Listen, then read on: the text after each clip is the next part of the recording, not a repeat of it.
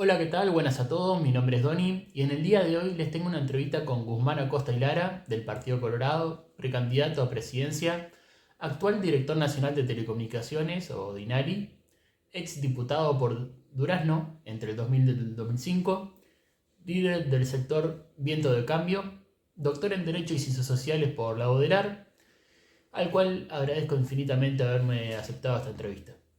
Lamentablemente, por un problema de conexión y un error en la grabación, se corrompió el archivo y se perdió la parte inicial de la entrevista, alrededor del primer tercio. Por lo que le resumo de lo que se habló.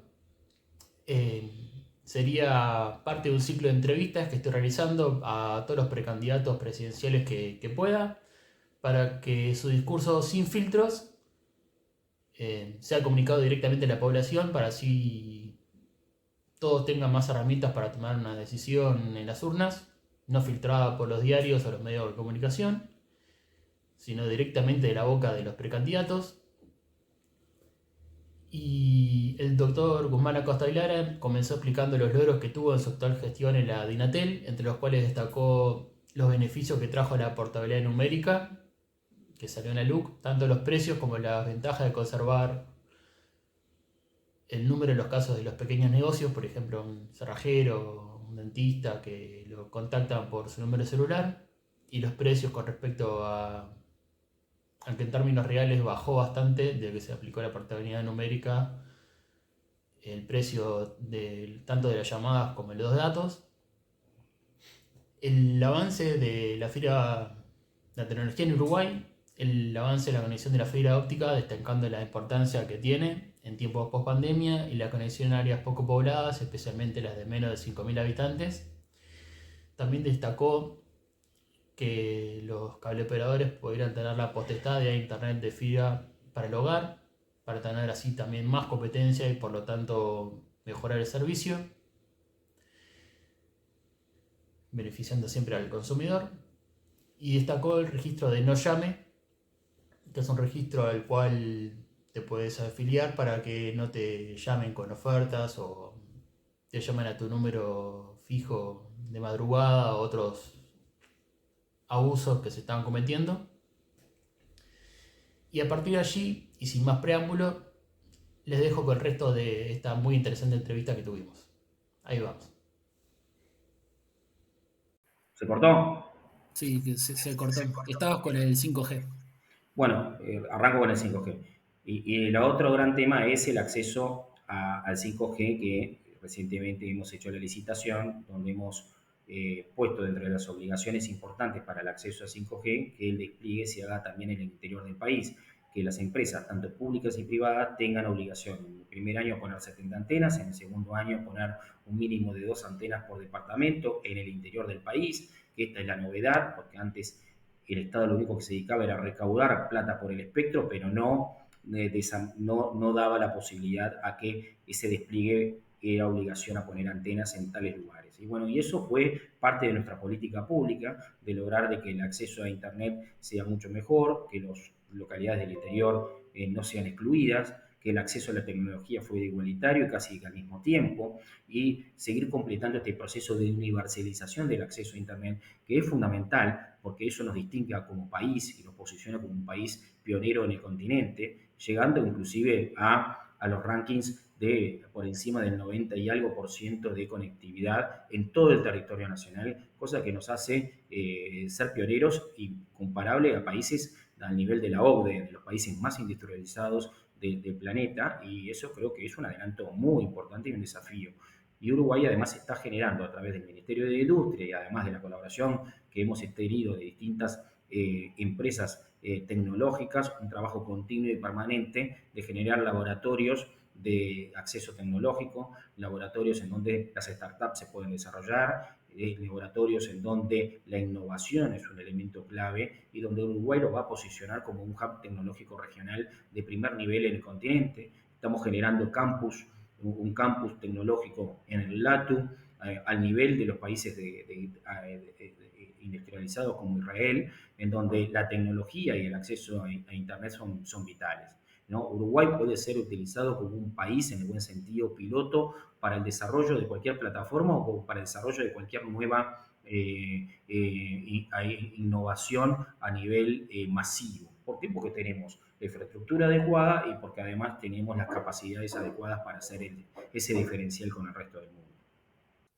Claro, por ejemplo, por poner un ejemplo de la importancia que cobró Internet en los últimos pocos años, que inclusive hay facultades que pasaron a dar algunas clases solamente online, hay creo que todas, por ejemplo, si faltase una clase, la podés ver online, quedan todas filmadas, como que hubo un cambio a ser siempre presencial, a tener la opción de tener todo online en la educación en general. Y agrego que en la portabilidad numérica hay gente que le resta importancia, pero está el detalle de, por ejemplo, si vos sos dentista, si vos sos cerrajero, si tenés algún oficio de esos que te tienen que llamar a tu celular, No poder perdés el cambiar, contacto. claro, poder cambiar el celular manteniendo los clientes en vez de tener que avisarle a 10, 20, 50 personas que cambiaste el celular, por ejemplo. Y eso no es un tema menor, especialmente para las pequeñas empresas, para el microempresario, para el profesional recién recibido, para las personas que trabajan con su número, porque el número es parte de la identidad digital, es un nuevo concepto. Hoy no nos identificamos solamente por nuestro nombre está en las redes sociales, nuestro nombre está asociado a nuestro número de teléfono, y esa es una realidad que discrepábamos con Carolina Cose, porque ella decía de que, bueno, con el WhatsApp te lo actualiza. No te lo actualiza. El WhatsApp te lo redirige, pero no te lo actualiza. No te actualiza el número que le tenés que mandar a mucha gente, que de repente muchos no usan ni siquiera WhatsApp, y en la cual, cómo haces para comunicarte en el momento de que tú cambiaste tu número de teléfono. Y además, partamos de un principio de la libertad.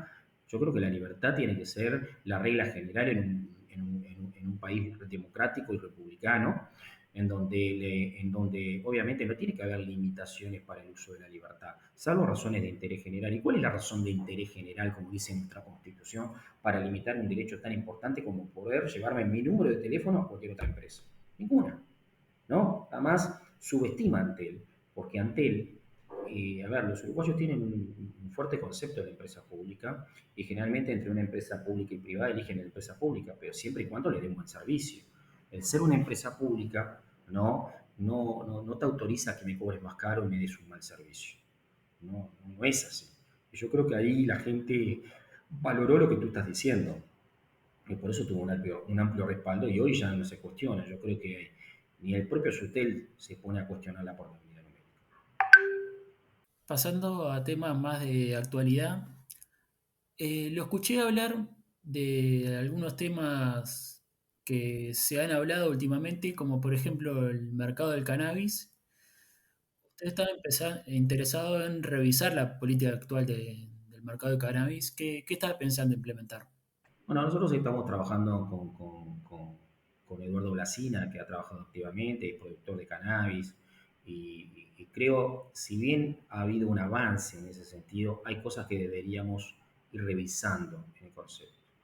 Eh, yo creo que el mercado de cannabis ha venido en alguna parte siendo bien aplicado, pero creo que el acceso a las farmacias ha tenido algunas dificultades. Todavía se sigue penalizando a productores individuales y no están claras las condiciones. Y después el otro tema es que se abre una nueva industria, que es el cannabis medicinal, el cual Uruguay se puede posicionar muy bien. Nosotros son temas de funcionamiento que queremos ir revisando en el acceso al cannabis y eso no quiere decir de que hagamos una liberación total. Pero sí creo que hay temas prácticos y nos hemos estado juntando con distintos actores en ese sentido para ir ajustando la normativa a los tiempos cada vez más actuales. Eh, eh, yo creo que todavía el acceso a las farmacias no ha sido lo adecuado y todavía no ha habido regulaciones que garanticen que ese cannabis sea utilizado, ¿no? para temas medicinales o de consumo individual y pongan en riesgo otros tipos de temas, ¿no? Pero que el Hay tema de mucha narcotráfico, informalidad hoy en día, en ¿eh? realidad. Exactamente, es lo que tenemos que... El gran tema es la informalidad o la violación a la norma, en el sentido, a ver, si vimos una normativa para supuestamente formalizar, legalizar y de esa manera combatir el narcotráfico o el micronarcotráfico, en eso yo creo que no ha sido efectivo, ¿no? Yo creo que ahí sí ha habido algunos errores que deberíamos ajustarnos.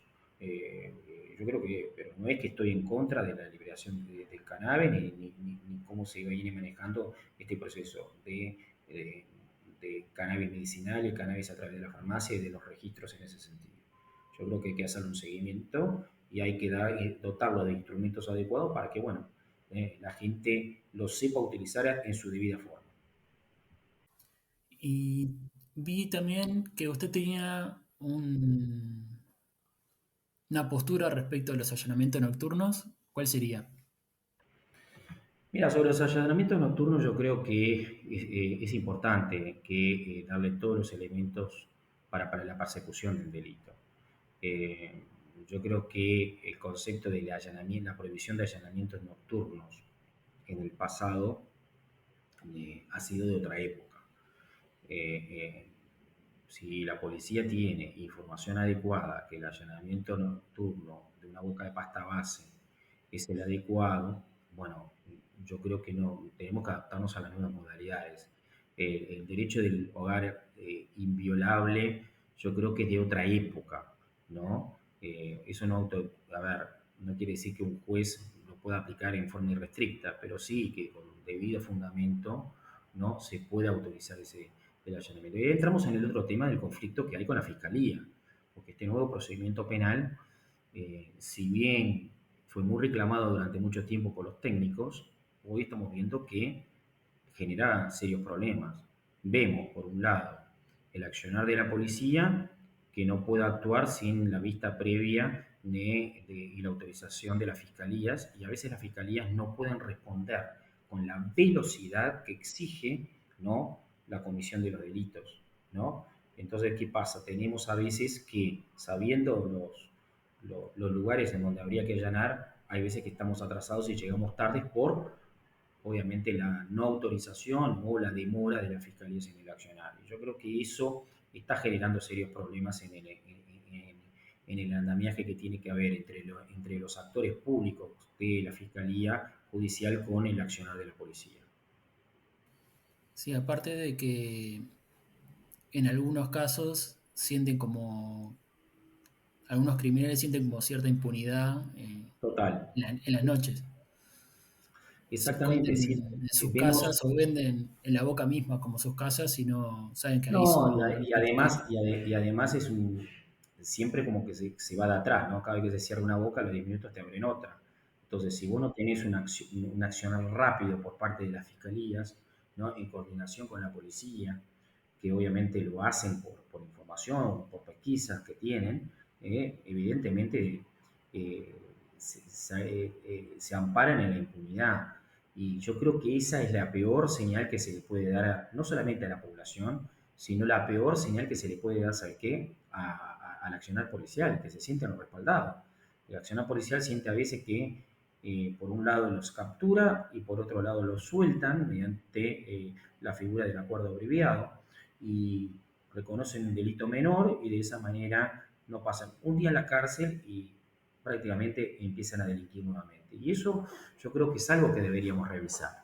Yo creo que si no mejoramos la actividad en conjunto de la Fiscalía con los recursos adecuados para que la Fiscalía actúe como corresponde, pero también no le damos respaldo a la policía y bueno, vamos a seguir teniendo un sistema que no solamente no es efectivo, no solamente desgasta el accionar policial, desmotiva a la ciudadanía que se siente desamparada y después vemos cómo existe un cortocircuito. Algunos hablan de la creación del Ministerio de Justicia.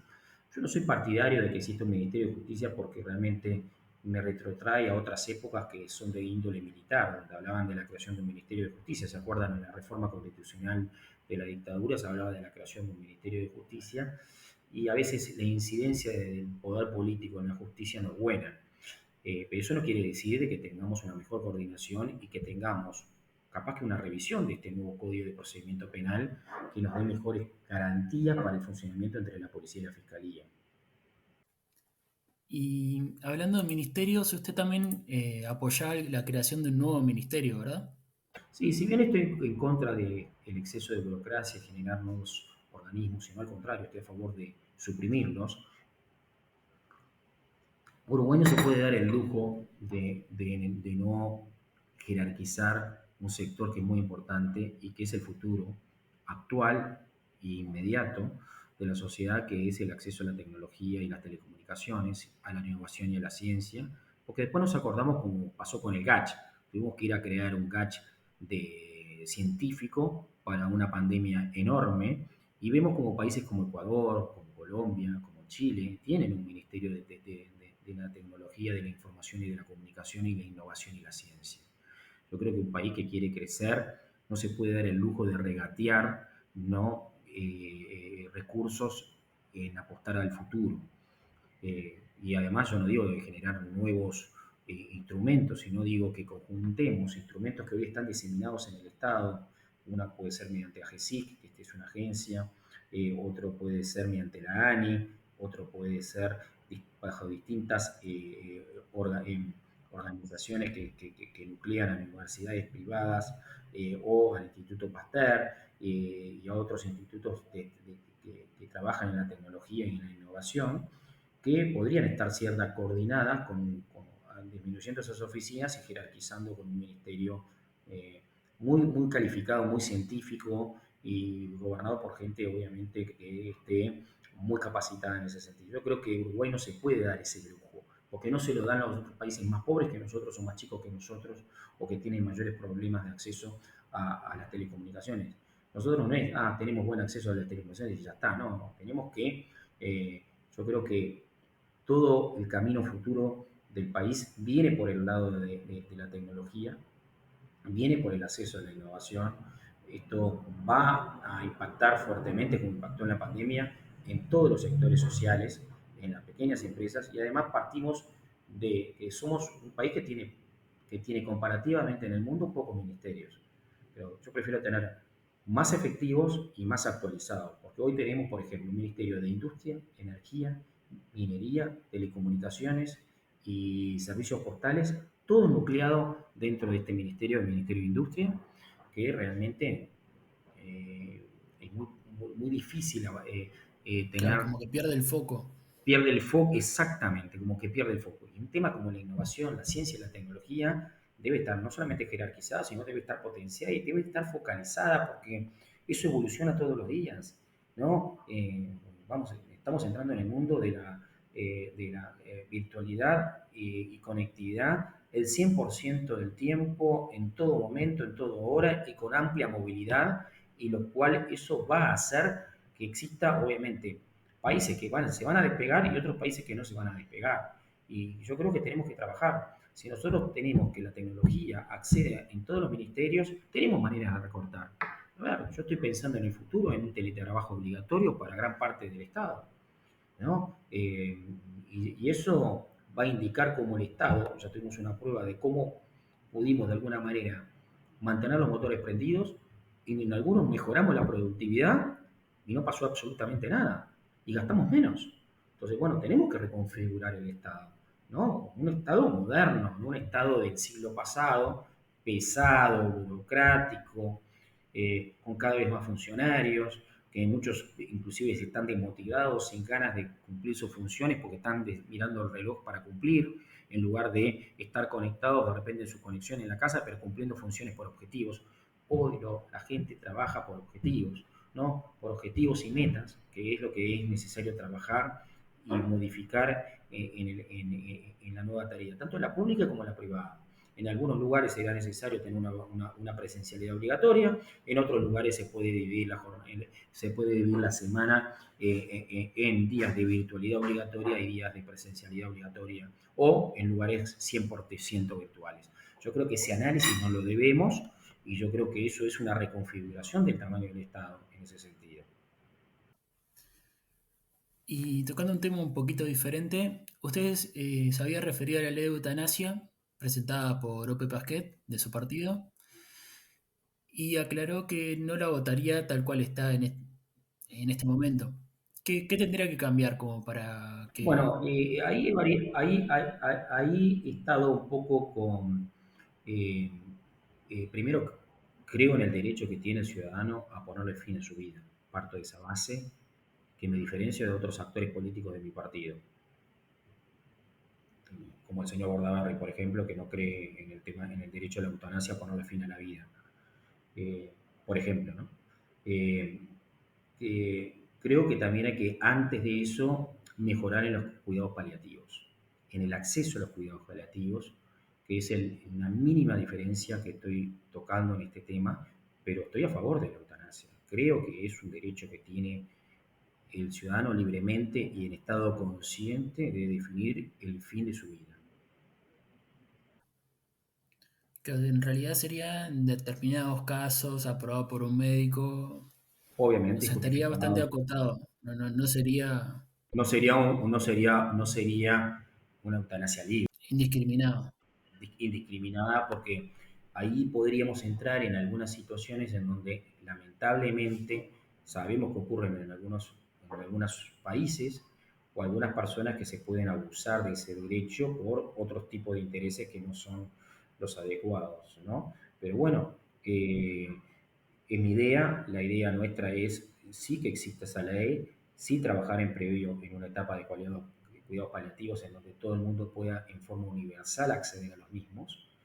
Y después de eso, sí, obviamente, en lugares debidamente fundados, acotados y fundados por un médico tratante que justifique y que tome el consentimiento adecuado de la persona y de su familia, tomar la decisión de poner fin.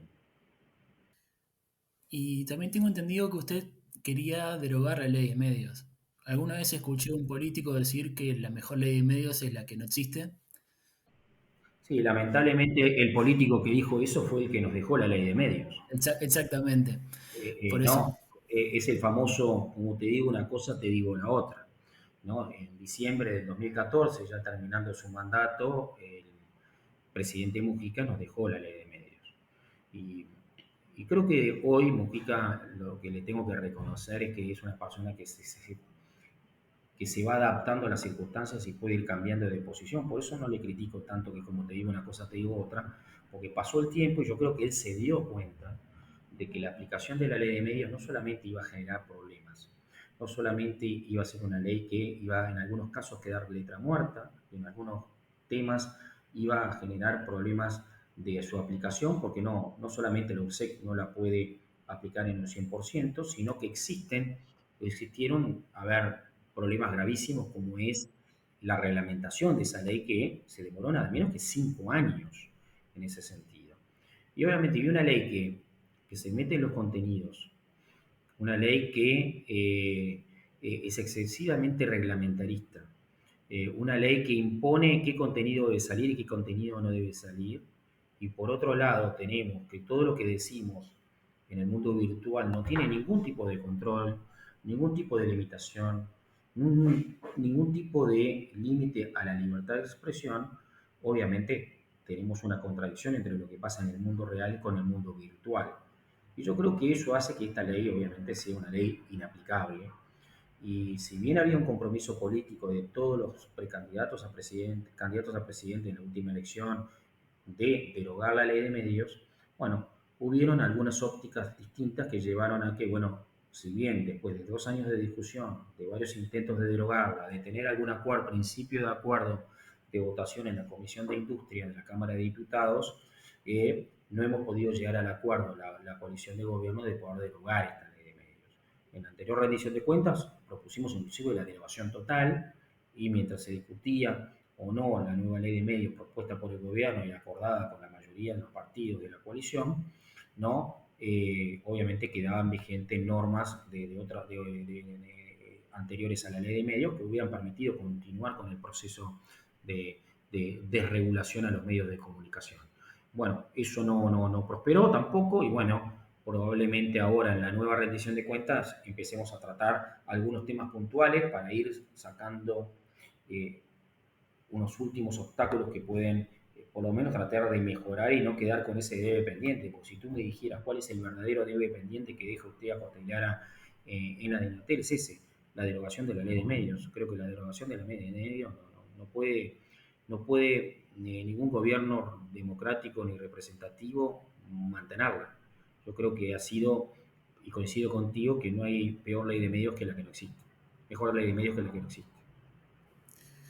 ¿Y qué opina del plan Ceibal y su futuro? ¿De quién? Del plan Ceibal y de El su plan, futuro. el plan Ceibal, muy buena pregunta. Primero, el plan Ceibal fue algo que nos sentimos orgullosos como uruguayos de la existencia del plan Ceibal. Fue un gran acierto del doctor Tabaré Vázquez y lo recalco en todos los lugares en donde me puedo expresar y decir que es una de las cosas de Estado, una de las políticas de Estado que no solamente debe ser continuada, sino debe ser profundizada, ¿no? Y creo que debemos ir a un escalón más en el plan Ceibal. Nosotros estamos pensando desde el Viento de Cambio, nuestra agrupación política, nuestros técnicos, mejorar el plan Ceibal y ir no solamente al concepto de un niño, una computadora en primaria y en secundaria, como se ha ido llevando el plan Ceibal, y de esa manera romper esa cadena de desigualdades para los chicos que no pueden acceder a tener una computadora. Yo creo que eso lo deberíamos extender a otros dispositivos, ¿no? En zonas humildes o gente humilde para que de esa manera puedan también tener las mismas condiciones igualitarias que otros en el manejo de teléfonos inteligentes, que son hoy las computadoras del futuro. Hoy la movilidad va atada al uso de la tecnología y eso no solamente se hace con con una computadora, se hace más con un celular o con una tablet. Yo creo que deberíamos ir hacia ese esquema de profundizar el plan Ceibal, no sé si hablarlo de plan Ceibal evolucionado, o plan Ceibal móvil, o plan Ceibal con nuevos objetivos, pero sin lugar a dudas la herramienta del plan Ceibal es una herramienta que debe continuar en el tiempo sin importar el partido de gobierno que gane. Debemos ir cada vez más a mejorar este tipo de herramientas y creo que eso es parte de nuestro desafío. Bueno, y para ir finalizando, les quiero aclarar a todos que les voy a dejar los enlaces a las redes de Guzmán abajo en la ¿Cómo no? descripción, tanto de su Twitter, su Instagram y de la agrupación de Viento de Cambio. Y voy a finalizar con una pregunta que te puede sumar o restar muchos votos, así que estate No, preparado. hay que tratar de ser lo más honesto posible en contestar.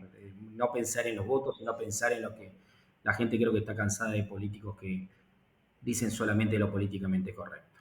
Pues me tiraron un dato y no sé si es verdad o no. ¿Es usted hincha de Nacional?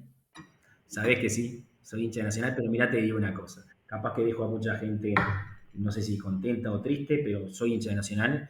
Pero mirá, soy una persona tan plural que mi mujer es fanática de Peñarol. Tengo dos hijos, Marielina y Guzmán, que los dos son de Peñarol. Es más, uno era de Nacional, el más chiquito, pero bueno, en campaña electoral, cuando el padre viaja mucho, le había regalado una camiseta cuando era muy chiquito de Nacional y cuando volví ya tenía la camiseta de Peñarol y hoy soy fanáticos, hinchas y socios de Peñarol, con eso te digo todo. Así que soy minoría en mi casa, pero soy hincha nacional y voy a seguir siendo hincha nacional y creo en el bolso, pero obviamente la democracia hay que aplicarlo en tu casa. Es por donde se empieza. Bueno, muchísimas gracias por esta entrevista. Quedamos a contacto. Y gracias Y por la bueno, entrevista, Dan. Te felicito por la iniciativa y necesitamos jóvenes como vos que no solamente pregunten a los políticos, sino que se animen a tener su emprendimiento, su canal de comunicación. Y yo creo que esto es algo fantástico, ¿no? Que nos permita poder juntarnos y poder tener este diálogo. Y te agradezco que nos puedas difundir, que somos unos candidatos nuevos, pero que queremos la renovación en el Partido Colorado, que ha sido tan discutida, ¿no? Tan discutida y tan retardada en el tiempo, ¿no? Desde el 2005 que venimos teniendo candidatos fallidos, como fue la de Talvi y la de Bordaberry, que dejaron, y bueno, y hoy queremos una renovación y por eso planteamos nuestro nuevo grupo que se llama Viento de Cambio, que no creemos ni en la derecha ni en las izquierdas, somos un grupo abierto y que buscamos representar a esa cantidad de uruguayos que hoy no tienen partido político. Yo creo que hay muchos uruguayos que hoy no creen en ningún partido político, ¿no? Pero creen en propuestas que nosotros llamamos, por ejemplo, metro cuadrados, propuestas y soluciones puntuales que ayuden a la gente a tener una vida mejor, que eso es lo que aspiramos todos. Bueno, nuevamente muchas gracias y tenga un muy buen día. No, gracias.